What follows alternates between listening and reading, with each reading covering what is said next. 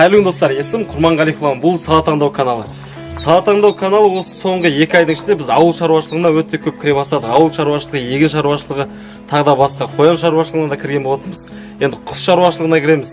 Ал енді сіздерге көптің сұрауы бойынша гидропоника деп маған біраз жігіттер, кісілер жазған болатын. Бірақ оның не екенін өзім түсінбегенмін. Бірақ бүгін сіздерге біз жаңа технология, қазақша технологияны көрсетеміз. Қазақстанда жоқ деп айта аламыз. Мүмкін бар шығар, бірақ біз көрмедік, біз байқамадық, және де ютубтан, инстаграмнан таппадық. Талғар ауданы Талдыбұлақ ауылының тұрғыны 26 жастағы бауырымыз қазақша гидропоника жасаған. Бұны қазақша деп атаған себебіміз Голландия қаласының сайттарынан, инстаграмдарынан, ютуб каналдарына кіріп, қазақша перевод жасап, бірге бір болмаса да бір 5-5 ұқсастығын жасап, осында бір қазақша гидропоника жасаған.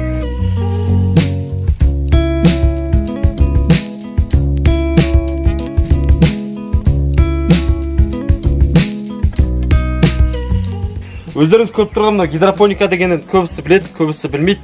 Бұл жаңағы тұқымды өсірудің жаңа технологиясы. Жаңағыда үлкен жерге біз мысалы 5 сотыға бір 200 түк сидырат шығармыз. Ал бір 2 метр, 3 метр жерге біз полкымен жасасақ, және де оны қатармен қоятын болсақ, 2-3 гектарға, 2-5 сотыға кеткен жерге бір 2 метр жерден өнім алуға болады. Ал енді сіздер көріп тұрған бүгінгі технологияның қазір автор келеді, сіздерге толығымен таныстыратын болады. Әр қаладан, әр ауданнан, әр ауылдан ашуға болады, және де цифрмен, санмен қанша табыс табуға болатынына дейін көрсететін боламыз. Жалпы өзіме ұнады, өзім санмен, цифрмен келгеннен кейін, жалпы кәсіп дегеннен не біреудің проблема шешесің, не біреуге пайдалық келесің. Қандай проблема шешесің, қандай пайдалық келесің. Ең бірінші халықтың проблемасы қандай? Егін шаруашылығында. Болмаса клубник өсірген кезде оны жерге егу керек. Жердегі арам шөпті ету керек, оны топырақты аудару керек. Оған трактор шақыру керек. Одан кейін ол жерді удобрять ету керек. Агроном келіп жерді тексеру керек. Оған витаминдер беру керек. Одан кейін істейсің, оны жаман жәндіктерінен тересің. Күннен қорғайсың. Орны жаңа үлкен шығын болады. Арық жібересің, суғарасың, жаңа каналда су келмей қалса тағы ауырып болады. Күн түспей қалса тағы ауырып болады. Ол көтеріп жүре алмайсың ғой жерді. Ал бұл жердегінің әңгімесі бөлек. Көтер аласың, суғара аласың, судан қиыншылық көрмейсің, арам шөптен мүлдем проблема көрмейсің. Өсіру егу жағынан 100% пайда табасың. Сосын құрметті көрермендер, беттегі зеленка көңіл аудармаңыздар, біраз шығып еді. Мен бетім емес, жалпы бүгінгі біздің салаға, бүгінгі біздің өнімге көруге кірдіңіздер деп ойлаймын. Комментарияға бетімдегі зеленка жайлы жазбай қойыңыздар. Ассалаумағалейкум. Уағалейкум. Есіміңіз? Рауан. Бүгін кейіпкеріміздің есімі Рауан. Өзіңіз Рауан енді сізге өзіңіз қазақша гидропоника жасаған екенсіз. Қазақша деп атын біз қойып отырмыз. Осының шығу жолы және қайдан алдыңыз? Жаңа өзіңіз айтқанда Голландия деп баса айтып кетті, бір толықтырақ айтсаңыз, және де қандай проблеманы шешіп жатыр? Және де неге бұндай шаруашылыққа көштіңіз, неге осындай қатармен өсіп жатыр, осындай бір қазақша бір технология өсіп соны түсіндіріп кетсеңіз?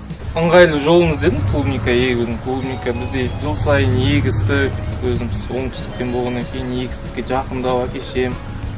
50-ден асқан кісілер, сол кісілерге ыңғайлы қылып, жеңілірек вариантын қарадым да. Ең дұрыс. Айырмашылық қандай екен, жері мен мынадан? Айырмашылық енді көріп тұрғандарыңыздай аз ғана жерді алады. Мысалына бір осы тұрсында 240 отырғызуға болады. Мына жерде 200 түп тұр ғой? Клубниканы. 200 түп. Ал егер бұны жерге ексек, бұл қанша жерді аламын? Жерге ексеңіз бұл клубника деген көбейіп кете береді, безобразный болып кетеді да. Орысшылау айтқанда безобразный өсіп кетеді. Ал былайынан аккуратно мынандай үсіктер шығады, бұндайлар бүйтіп алып тастап, қарауда жеңіл, суғаруда жеңіл, дәрілеуде жеңіл. Тағы қандай проблема шешіп отыр? Жеміс беру жағынан таза береді жемісті. Мысалы жерде ексеңіздер, жерге тиіп, жаңа жемісті жерге тиіп, қарайып, шіріп, ұлу жеп, сондай ұлу жақсы көреді бұлың жемісті. Сол жағынан жемістер салбырап таза өседі ғой. Яғни уақытында теріп аласың, күннен бұзылып кетіп жатпайды. Өзімізде клубникада істегенбіз, шыны керек, мына Қызылқайраттың жоғары жағында 2 гектар ұйғыр бауырларымыздың клубникалары бар. Біз бір жәшігін 100 теңгеге теретінбіз. Бірақ жаздың өзінде килограммы, біз жаз демей ақ қойын, майдың 20-сынан басталады, мен ұмытпасам сол жақта сезон. 20-сынан басталады, бір жәшігі 7 килограмм береді, біз 100 теңгеге тереміз. Олар 1 килограммын 700 теңгеден сататын сол кезде. Осыдан мен айтайын, 7 жыл бұрын деймін, қателеспесем. 7 жыл бұрын олар сонда килограмм 700 теңгеден сататын сол кезде. Қазір уақытта килограмм қанша болады? Қазіргі уақытта қызып тұрған сезонда өскеннің өзінде сол 700-ден төмен таппайсыз ғой. килограмм, 1000 Иә. теңге көк.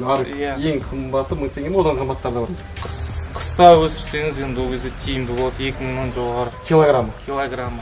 Ал қазір сезон басталған кезде Сезон басталғанда сол 700-ден төмен таппайсыз. 700-ден төмен жоқ. Сұраныс Сұраныс өте көп, бұл ең дәмді, витаминға толы не ғой, жеміс қой, клубника деген. енді есепке көшейік, мысалы қараңыз. Bir түп қанша клубника береді? Бір түп Қанша килограмм береді? сортына қарай береді. Ол да бізде көп тараған сорттың түрі Виктория деген, осы Алматы өңірінде жан-жағында Жастар. жақсы тараған бұл сорт. Өте андай ауруларға, сондайларға мықтырақ келеді да, шыдамды келеді. Қанша грамм береді? Килограмм. Бұл ең азы бір 250-300 грамм береді ғой. 300 грамм береді. 400 тұр сіздер маяқта, иә? Иә. Мына жерде 200 тұр, ар жақта 200 тұр. Енді бұл қашан, қай уақыттан бастап жеміс беріп бастайды, қай уақытқа дейін береді? Осы мамыр айының 15-нен бастап уже бере бастайды. Мамыр айының 15. Біреуі 300 грамм берсе, оны неде 400 штук тұр. 400 штуктен көбейтеміз 300 граммға 120 болады. Оны көбейтеміз килограмм 700-ден кем есептегенде бізде бұл 84 жат. Мен математикпін. Қазірдің бәрі калькулятормен есептеді. 84 теңге. Бұл жаңа бастағаннан бастап 84 теңге осы екеуінен табыстауға болады. Енді жалпы клубника жайлы оны ютубтан қарауға да болады, бірақ халыққа ең қызығы отқан сіздің мына технологияларыңыз болып тұр ғой. Мына жерге бұл клубниканың топырағын ауыстырып горшогын үлкейтудің керегі бар ма? Керегі жоқ па? Жоқ, керек жоқ. Мүлдем керегі жоқ па? Мүлдем керек жоқ. Міне мына жерден ортадан су беріледі. Шлангымен су бердіңіз ба мына жерге? Иә, шлангымен су беріледі, сонымен екіге бөлінеді міне су мына жақтан. Сонымен мынамен кетті су. Полк болып түсе ма су сонда? Иә, су былайынан уровеньмен өзі. Астынан. Уклонмен жасалынған. Осылармен бүйтіп ағып кетіп бірге мына жерден бірлесіп шығып кетеді ғой су. Су үшін ағып келеді ана соңында шығатын слив сияқты не бар Иә, да? сливы бар. Қараңыздар, құрметті біздің көрермендер, сала таңдау көрермендер, мына гидропониканың ерекшелігі өздеріңіз көріп тұрғандай. Ал жерге ексеңіздер, арық жасайсыздар, оған поливной су тартасыздар. Поливной су тартпасаңыздар, үйдің суымен жіберсеңіздер, қазір любой ауылда учетчик тұр. Суды есептейді, оның өзі шығын. Ал мына жерде сіздің суыңыз жерге бекер шығын болмайды деді, ең біріншісі. Одан кейін қараңыздар, әрқайсысын 250 граммдық одноразовый стакандар, және де бұның астына қара топырағын, если удобрениенің топырағын салса, өте пайдалы дедіңіз да? Иә. Мысалы, кәдімгі қара топырақты да егуге болады, болмаса біздің жаңағыдай гүл сататын жерде, тағы да басқа осындай шаруашылықтар сататын жерде удобрение топырақтар бар. Сондай. Қандай? Торф. Торф деген топырақтар бар, олармен Дәріленген топырақтар ғой. дәріленген топырақтар. Мына жерде де дәрілеген кезде сіздер сумен дәрілейсіздер ме дейді? Тікелей дәрілейсіздер ме? Дәрілеген кезде ма? Су ағып кеп, мына жерде бачок тұру керек та, ыдыс ше. Су ағып кеп, мына жерден насос суды қайдадан жіберу керек та. Сол кезде дәрілеген кезде керек дәріңді жаңа суға құясаң, циркуляция, короче, бір су айналып тұра береді ғой. Негізі технологиясы. Негізі солай жасау Ойлаған, керек.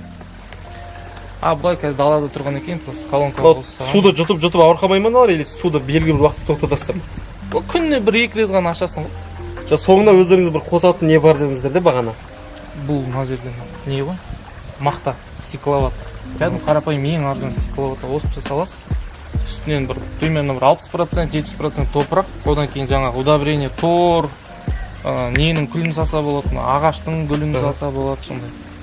Бұның бәрі ненің удобствосы үшін ғой, былай айтқанда, өз-өзінің комфортын сезіну үшін ғана ғой, негізгі алып жатқан минерал судан ғой.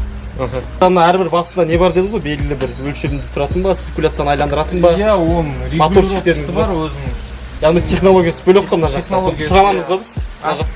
Жоқ, оны камера іште тұрып Яқтығында жапсып күйдік. Қысқаша айтқан кезде, мына бір көрген кезде көп адам түсінбеуі мүмкін, несі пайдалы деп. Бірақ енді санға келгенде, цифрға келген кезде екі талғана паласадан сіз 400 штук екі мынандай қанша квадрат метр жүріп тұр ма? Мынау 1/3 қой, 1/3 квадрат метр. Ені 1 метр, ұзындығы 3 метр. Екеуін бірге қоятын болсақ, 2 метр 6 квадрат. 2 метр жерде, ені 6 метр. Сол жерде 84 деге шығара аласыз.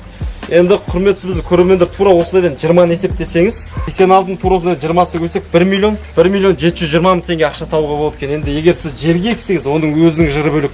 Ал мына жердің өзінің жыры бөлек. Дәрілеуде, суғаруда, топырағын қоюда, неден жаман шөбін жұлуда, неден ұлу табуда оңайды енді қарап тұрсаңыздар. Жерден ұлу табу бөлек, ол жердің темасы ол машина. Иә, мысалы, неше түрлі сорт ексеңіздер, мына жақта эксперимент жасауға болады, неше түрлі сортты аттарын жазып, күнін жазып, қадағалауға болады. Мына жерден жалпы өнім аламай қалу деген енді бір Оннан 9 болмаса бір тал ғана қателік кетпесе, Иә. өнім 100% алуға болады да. Болады. 99% өнім аласыз. Егер сіз ексеңіз, технологиясы бойынша жұмыс істесеңіз, жерге қарағанда 99% сіз өнім аласыз. Және де есептеген грамм килограмм бойынша жаңа 1 килограмм беретін помидор нелер бар ма, клубникалар? Бар ондай. Ол Европадан заказ бересіз, почтамен сіздерге жібереді. Примерно бағасы біздің теңгемен 550-600 теңге. Өнімі, Өнімі, бірақ 1 кило таза береді. енді қараңыздар, Алуға болады. өнімнің өзі, мысалы сіздерге айтып көріп тұрғанда, клубника күнде бүршік жарып бере бермейді терген сайын. Есеппен береді, мысалы бір мынандай клубника 300 грамм береді, мысалы біздің Виктория 300 грамм береді екен, ең көбі. Яғни 300 граммнан кейін одан бұны суды өлшеп саламыз да, басқа өнім бермейді. Ал енді 1 килограмм беретін клубникалар бар. Олар енді 1 килограммнан 400 есептесеңіз, 300 граммнан 84 шықса, ал 1 килограммнан енді өзіңіз есептесеңіз, ол жерден 240-270 мыңға дейін алуға болады бір мынандай 200 штуктан. Яғни арасы жер мен көк. Яғни өнім неге жақсы өнім екпедіңіздер сонда? Қазір карантинге байланысты қазір. Жете алмадық. Иә. Көп ұзаққа жете алмадым дейсіздер ғой. Иә. Ыңғай келмейді. Мына биыл бастадыңыз ба, өткен жылдан бері ма? Өткен жылдан бері Өткен жылдан бері. өзім қыста да егіп көрдім. Қыста да жақсы беретін сорттар бар. Қыста да ектіңіз ба? Иә. Жалпы табыс жақсы ба? Табысы жақсы негізі. Мына жасаған адамдарыңыз бар ма, или өзіңізде ғана ма? Өзімде ғана. Жалпы сұраған адамдар бар ма осыны? Иә, бар. Көршілерім теплицаға заказ берді ма? Иә, ондай? берді. Жалпы өнімділік жағынан 80-100% кепілдік бересіздер ғой. Иә. Неді шығыны қанша мына жерде? Осы бір 3 метрліктің шығыны 20 мың теңге. 20 мың теңге ақша кетеді. Сезонында бір неден надан 84 мың, 270 мыңға дейін, 1.700.000 мыңға дейін ақша табуға болады егер. 20 штук оңай секпедеді, да? Былайша кезде. Көтеріп орын ауыстырып тұруға болады. Болады, иә. Тағы да қандай, енді пайдасы деген енді бастан ашып жатыр. Қайтадан атап өтсек көп сөйлесін дейсіздер. Ең бірінші, егу оңай, өнім алу ең, біз енді ауыл шаруашылығында ең несіне, жерге еккеннен одан талчок алу керек қой, айтан обратный связь. Өнім алу 100%-ға дейін өнім аласыз, ана 99%. Одан кейін дәрілеу оңай, суғару оңай, су артық шығын кетпейді. Өнімді жинау оңай. Жалпы тек пайдаға ғана енді Европа бізге қарағанда қанша жыл дамып кеткен дейді негізі? 100-200 жыл дамып кеткен дейді ғой. Біздің Қазақстанда бұндай гидропоника көрдіңіздер ме, көрмедіңіздер ме деп біздің каналдан бір сөйт көріп тұрсыздар ма? Міне сіздерге жаңа технология, жаңа өнім, егер теплицаңыз болса, ауыл шаруашылығымен дамытамын десеңіздер, екеуінен ғана 84 мың алсаң, тура осындайын 20-сын мына аулаға опып жеп жеңіл сыйдыруға болады. 1.700.000 болса, 700 мыңның шығынды жарайды. Ана өнімің бар, өзің еңбегің бар, миллион сенің пайдаң сезонында ғана. Ал егер одан көбін ексеңіз, енді масштабын ойласаңыз, 100 егіңіз, 200 егіңіз, онда уже миллиондар ана осы видеоны алда көргенде атамыз 50 миллион табам дейді ғой. Тура атамыз сияқты табыстауға болады. Өте жеңіл. Енді заманның өсуі қанша дегенмен кез келген өнімді обновлять етеді. Мысалы iPhone ауысып жатыр. Ауыл шаруашылығында тура осындай жаңа нәтижелерге, жаңа технологияға шығып жатқанда біз де қуаныштымыз. Енді сізге келе енді ары қарай неміз бұл кісі бауырымыз бізді шақырған себебі де осы. Жалпы өзі жаңа технология ойлап тапқан, жасаған, көшірген. Енді осымен айналсам деген адамдар болса, Талғар Алматы облысы бойынша заказға қабылдайсыздар ма? Иә, жазып бере аламын.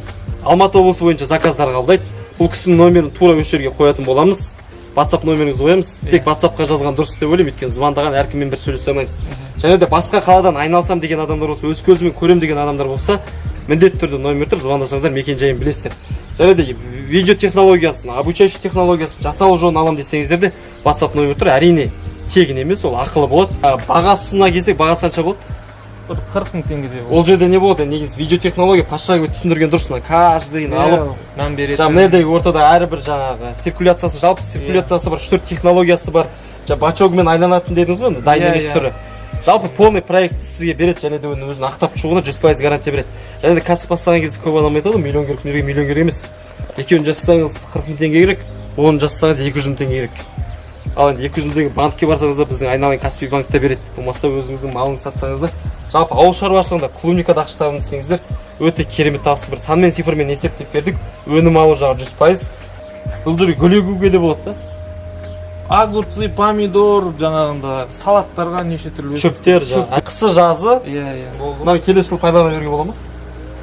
Короче, бір 4 жылға, 4 жылдан кейін ескіреді. Тура осын 4 жыл пайдалана беруге болады. Оражай азайып қалады.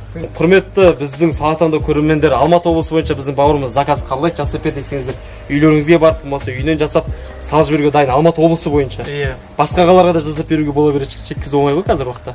Енді карантин ашылып жатса, Құдай бұйыртса, ел жұрт бәрі тыныш болса. Ал егер өзіміз жасаймыз, өзіміз технологиясы керек десеңіздер, оны міндетті түрде бағасы айтты 40 000 теңге тұрады. WhatsApp номері осы жерде, бауырымызға жекеге шықсаңыздар болады. Звондамаңыздар, WhatsApp-тан жазыңыздар. Енді теплица ашып жатсаңыздар, теплицаның ішіне қоюға болады. Комната бір бөлмеге шықса болады. Залыңызды осылай неге айландыруға болады. Ең басты температура мен белгілі бір шарттарды орындасаңыздар болды, талаптарды.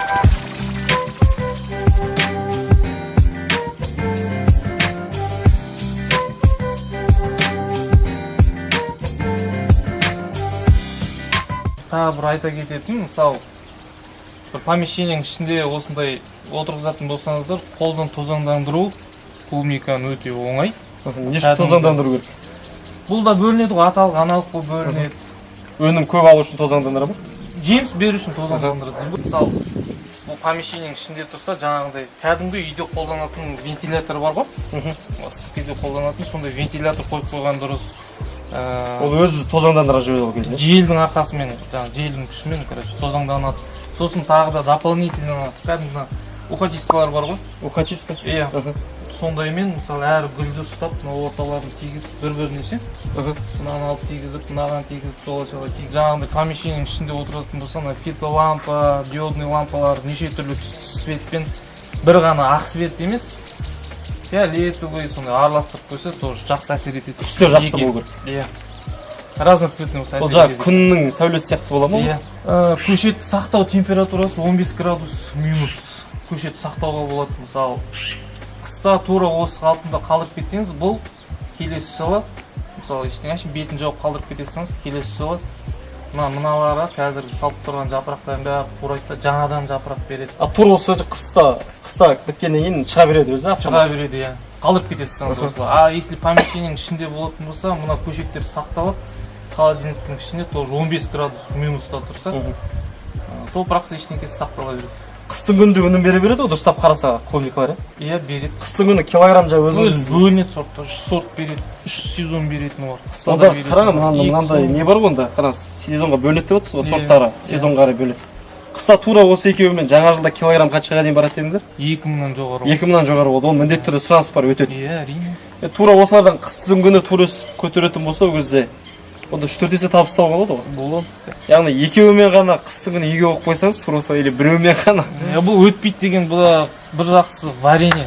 Варенье істеп тастаңыз да ол да кәдімгідей. Жоқ, негізі қыстың күні негізі көп өнім теплицаның бәрі қыста жұмыс істеуге тырысады. Иә. Мысалы жаздың күні өздеріңіз дейміз, әркімде огород бар, бәрі помидор егеді, баға құлайды, бірақ басында енді мысалы март айында, апрель айында бірінші егіп шығарған адам, және қыркүйек айларында шығарған адамдарда ол табыс бар. Ал жаздың ортасында өздеріңіз білесіздер, 40 теңге, 80 теңге, 60 теңгеден бағасы құлайды. Клубниканың бағасы құлайтынына күмән бар, өйткені ол бізде үлкен өніммен және де әрбір ауылда шаруашылық ондай көп жоқ. Иә. Клубника әсіресе теплица салатын адам бірінші либо помидор, либо огурцы егеді. Клубника көп онша еге бермейді. Сосын жаңағы өзіңіздің аузыңыздан шыққандай чөптер, салат чөптер, олар өте керемет. Өте керемет, өте қымбат тұрады. Сұраныс та жақсы болған. Ресторандар бізде Алматыда өте көп. Жақсы. Жалпы енді әр қазақ ақша табамын десеңіздер, сіздерге не проблема? 40 теңгеге тура осындай екеуін жазыңыздар. Қысы жазы қараңыздар, температураны бақылаңыздар. Дұрыстап суғарыңыздар, шөбін беріңіздер. Қыстың күнінде бағасы қымбат кезінде табыс таба аласыздар. Кішігірім болса да бір үйге кіріс жағын ұйымдастыруға болады жалпы. Жалпы бауырым, шақырғаныңа, көрсеткеніңе үлкен рахмет. Енді малды да қойды да түсіре беруге болды, ондай көп, бірақ осындай бір ерекше бір өнімдерді, осындай бір ерекше технология түсіру бізге де жақсы. Біздің көрермендерге де үлкен көмек тиді деп ойлаймын. Жасаймын деген адам негізі өзі де секулистар жағын алып отырса. Енді алам десеңіздер, оның бағасын айттық, тегін дүние жоқ, тегін құны жоқ. Жалпы бөліскеніңізге рахмет. Бүгінгі кейіпкеріміз сізге де, өніміңізге де рахмет. Ал сағатанда көрермендер, құрметті біздің көрермендер, өздеріңізде осылай бір жақсы технологиялар болса, жақсы бір өнімдер болса, жалпы елмен бөлісе аламын деген бір пайдалы ақпараттарыңыз болса, біз бұның алдында өздеріңіз білесіздер, теплицаны түсірдік. Суғару жағы, емдеу жағы, ауруын кесу жағы, әрқайсысын жеке-жеке жігі-жігімен түсірген болатынбыз. Ешкі жайлы, одан біз қоян жайлы түсірген болатынбыз. Алдағы уақытта сіздерге станоктар жайлы көрсететін боламыз. Қандай станоктар бар, қандай жақсы станоктар бар, өндірістер жолын толыққанды дайындап жатырмыз енді сіздер үшін. Біздің видеода бүгінгі біздің кейіпкерімізде, бүгінгі біздің технология маған өте қатты ұнады. Сіздердің де көңілдеріңізден шықты деп ойлаймын. Осындай технологиямен жұмыс істеймін десеңіздер, осындай кәсіп бастаймын десеңіздер, 2 ақтап осындай өнім беретін дүние бар, ол 84 мың теңге табыс береді. 10-ын қойсаңыздар, 20-сын қойсаңыздар, 1 700 000 табыс аласыздар. Ал өнім алу жағы ең басты кез келген адамға ол өнімді алу жағы, яғни еккеннен кейін одан өнім алу. Ал өнім алу жерге еккеннен қарағанда жерде 50%-ға дейін аласыздар. Ал біздің бүгінгі гидропоника одан 80-90%-ға дейін өнімді 100% кепілдікпен аласыздар. Сіздермен болған Ұлан Құрманғалиев, Сала таңдау каналы. Өкінішке орай бізде петличка да жоқ, стабилизатор да жоқ, оның бәрі қалада, қалаға кіре алмаймыз. Сондықтан қолдан келгенше түсіріп жатырмыз. Лайк, комментарий және достарыңызға таратуды, WhatsApp чаттарға таратуды ұмытпаңыздар. Ең бастысы жай ғана көрмеңіздер. Подписаться етіп кетіңіздер. Подписаться деген соны басып кетсеңіздер. Сосын жаман комментарий жазбаңыздар. Сау болыңыздар.